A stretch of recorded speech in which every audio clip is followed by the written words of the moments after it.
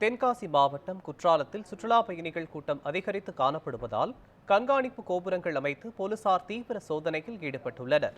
இதுகுறித்த கூடுதல் விவரங்களை நமது செய்தியாளர் ராஜன் வழங்க கேட்கலாம். ராஜன், வணக்கம். விடுமுறை தினமான இன்று குற்றால பகுதியில் கண்காணிப்பு கோபுரங்கள் அமைத்து சுற்றுலா பயணிகளை கண்காணிக்க காவல்துறையில் ஈடுபட்டிருக்கின்றனர்.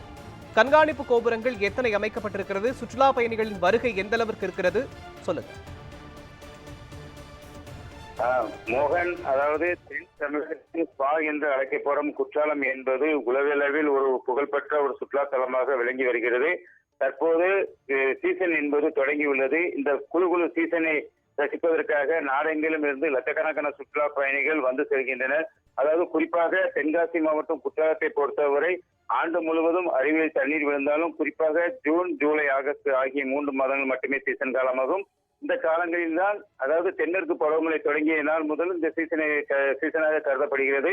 இந்த நாட்களில் வருடந்தோறும் சுற்றுலா பயணிகள் வந்தாலும் கூட இந்த சீசன் காலங்களில் இருந்து தொடர்ந்து வெளி மாநிலம் மற்றும் வெளி மாவட்டங்களில் இருந்து லட்சக்கணக்கான சுற்றுலா பயணிகள் இன்று வருவது வழக்கம். இந்த வருடம் சீசன் என்பது முன்கூட்டியே தொடங்கினாலும் தொடங்கிய நாள் முதலில் இருந்து தற்போது வரை அனைத்து அருவிகளின் தண்ணீர் என்பது, அதாவது சுற்றுலா பயணிகள் குளிக்கும் அளவிற்கு தண்ணீர் என்பது மிதமான தண்ணீர் விழுகிறது. குறிப்பாக இந்த குற்றாலம் அருவி பகுதிகளில் தொடர்ந்து குற்ற சம்பவங்கள், அதாவது தேன் பறிப்பு சம்பவங்கள் மற்றும் மது போதையில் சுற்றுலா பயணிகளிடம் சண்டை போடுவது உள்ளிட்ட பல்வேறு குற்ற சம்பவங்கள் நடந்து வருவதால் அந்த அதிக அளவில் போலீசார் பணியமர்த்தப்பட்டு ஐந்தருவி, மெயினருவி, பழைய குற்றாலம், புலியருவி, சித்தருவி உள்ளிட்ட அனைத்து பகுதிகளிலும் போலீசார் தீவிர கண்காணிப்பு பணியில் ஈடுபட்டு வந்தாலும் கூட ஒரு சில பகுதியில் இந்த போலீசார் உயர் கோபுரம் அமைத்து அங்கு கண்காணிப்பு பணியை தீவிரப்படுத்தியுள்ளனர். ஏனென்றால் நாளுக்கு நாள் குற்றாலம் சீசன் என்பது உலகிலிருந்து மாவட்டங்களிலிருந்து பல்வேறு பெறப்பட்ட மக்கள் இங்கு வருவதால் இந்த கூட்டத்தை கட்டுப்படுத்துவதற்காகவும் இந்த குற்ற சம்பவங்களை கண்காணிப்பதற்காகவும் இந்த உயர் கோபுரங்கள் அமைக்கப்பட்டு போலீசார் அந்த கண்காணிப்பு பணியில் ஈடுபட்டு வருகின்றனர். மேலும் வரக்கூடிய நேரங்களில் வெளியூர்களில் இருந்து அதிகப்படியான சுற்றுலா பயணிகள் வருவதால் ஒரு சில பகுதியில் போக்குவரத்து நெரிசல் என்பது ஏற்பட்டுள்ளது.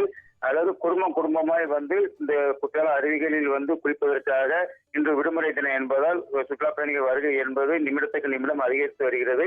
அதுபோல் ஐந்தருவி பகுதி, பழைய குற்றாலம் மற்றும் மெயினருவி, புலியருவி, சித்தருவி உள்ளிட்ட பகுதியில் மட்டும் அல்லாமல் தமிழக கேரளா, அதாவது தென்காசி மாவட்டத்தில் உள்ள தமிழக கேரளா எல்லை பகுதியான பாலருவி மற்றும் செங்கோட்டை அருகே உள்ள அந்த குண்டாறு அணை மற்றும் கும்பாரெட்டி அருவி, மணலாறு உள்ளிட்ட பல்வேறு பகுதிகளுக்கு சென்று சுற்றுலா பயணிகள் தங்களது விடுமுறை தினத்தை கொண்டாடி வருகின்றனர். இந்த நிலையில் தான் தற்போது சிறிதளவு தண்ணீர் அருவியில் குறைந்தாலும் கூட சுற்றுலா பயணிகள் வருகை என்பது தொடர்ந்து அதிகரித்து வருகிறது.